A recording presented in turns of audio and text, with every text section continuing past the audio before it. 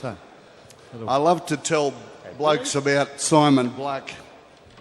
How are you, mate? Yeah, sure do. This is my grandson. This is Declan. He's a champion. Come on, give him a... Yeah. How many years have you been coming to the shed, 9 on and off, Declan? Into the microphone. About 3 or 4. 3 or 4 years, yeah. What's the most important thing that you enjoy coming to shed nights? Listening to people talk. Yeah, listening to men's stories. Good. I asked, because Declan's an AFL player and he thinks number 20 here on my right-hand side's a real hero, I said, Declan, you can ask Simon 2 questions, any questions you like. So I think we could start off with these, Simon, so he can go back and sit down and listen to the rest. So you're right for them, Simon? Yeah, no worries. Okay, mate, you sit on the chair and you let go of those questions. It's a little Watto. I'm a bit nervous. When you went into the draft, what was it like putting your name down, and did you think you were going to make it? That's a good question, mate. Yeah, I grew up in Perth, and I was a big West Coast Eagles fan as a kid growing up, and dreamed of playing for the Eagles. And I was hopeful of getting drafted by them, but I'm not a particularly quick guy.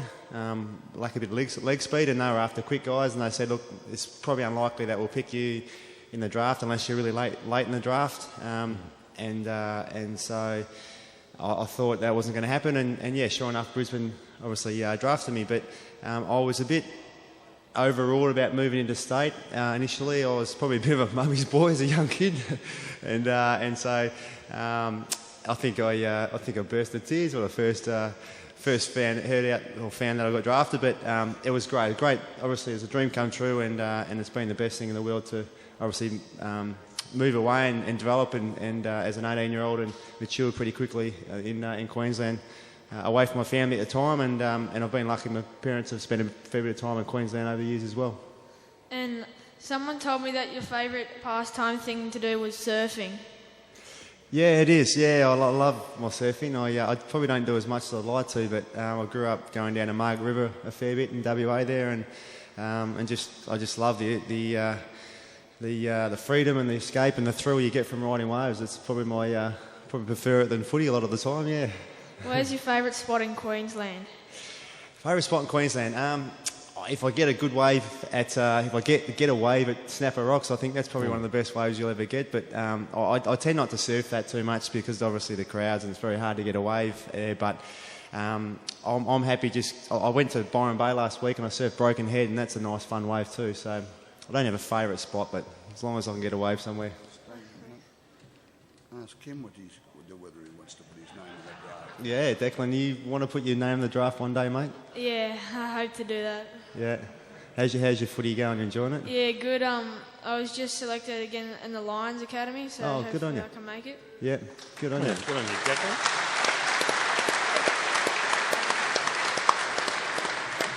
Well done, mate. Go on, Declan. Good on you, mate. Good on you, Declan. That was good, mate. Yeah, good stuff. So, Blackie, where you're at, you're a new dad. Congratulations. Tell us about that. Thanks, Dunks. Yeah, he's 6 weeks old in about 15 minutes. So what's his name? His name's Lachlan. Lachlan Black. Well, congratulations, mate. How's fatherhood? Yeah, it's brilliant. I'm absolutely loving it. And I just in awe of the little guy. I pick him up and just find myself staring at him and just got no idea what I'm doing, but it's just fantastic. Yeah. Yeah, you never do, mate. You never do. Hey. How's it changed you as a person, as a bloke? How's being a father with Lachlan now, when you hold him in your hands and stuff like that? Does it put your football in perspective? Does it put your marriage in perspective and things like that? Yeah, it does. I think everyone tells you about it and how wonderful it is, and until you, and I've heard this numerous times, and I'm sure everyone else has, until you go through it, you don't really realise just how wonderful it is and how it does change you, and it does put things in perspective more, and that's no doubt my experience as well. It's unbelievable, like I just said, and the connection you have with your wife, probably at a deeper level now, isn't it? And we, it's unbelievable. It's kind of words hard to describe at times, just how wonderful the experience is, and seeing him.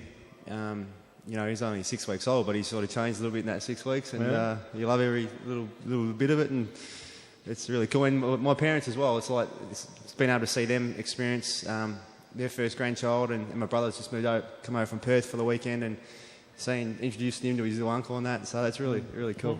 What kind of a dad do you want to be? Who your relationship with your dad's good? Yeah, it was great. Yeah, my dad was a fantastic father to me. Spent a lot of time together, and we're really good mates. And he was my athletics coach as a kid, my dad, and kicked the footy in the park a lot, and all those sort of things. So really, I want to be a hands-on dad and just teach them the little bits and things that I know, and try and develop into just a good man, I suppose, in the years to come. Because when you become a dad, you get closer to your dad. You start interviewing him about fatherhood every chance you get, don't you? You do, absolutely, yeah. And you just obviously, when you're that young, you don't remember what it was like. So I've been asking a lot of questions the last few weeks. What he used to do with us, and I was born in Mount Isa, and it was very hot up there, and back when I was born. So I used to go for walks in the evening and whatnot, and he had a fruit juice run, my dad, back in Mount Isa back in the day. So I think we had a lot of fruit juice on the diet as a young kid, and it's great. How do you think it's going to affect your footy? Do you look at your footy a bit differently now with Lachlan? Oh, I know we're just talking. It's a bit hard to get up and train at the moment because there's not much sleep. But look, I'm not sure how it's going. I mean, I sort of thought about that. Is it going to make you go any harder? But I'm not sure. Really could. But you're obviously doing. It's a job. I'm very lucky your footy is my job, but you're probably doing it more for just yourself, and that's the thing, isn't it? That your life, your existence now isn't just about you and your wife, it's about something even more important. So, so hopefully can... Blackie? Yeah. Just ask Juddy, he'll be able to tell you about how it affected his football, because I think he actually played a bit ordinary in the last couple of games. I don't think he was getting enough sleep. So if you get that all sorted out in the off-season, you'll be raring to go in game one. Okay?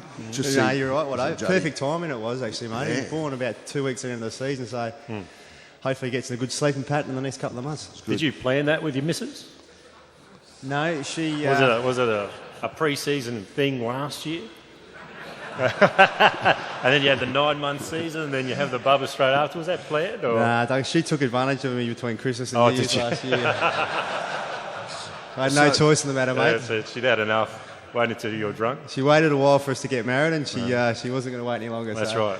Football had got on the road enough. That's good. You've played 296 games. You have won Brownlow, you've won 3 premierships, you've won the Norm Smith, you've been best and fairest. And I don't know about this new voting system for the best player last year, but I can't see how you didn't get it last year and you runner-up, but that's only my opinion. And you didn't miss a game last year.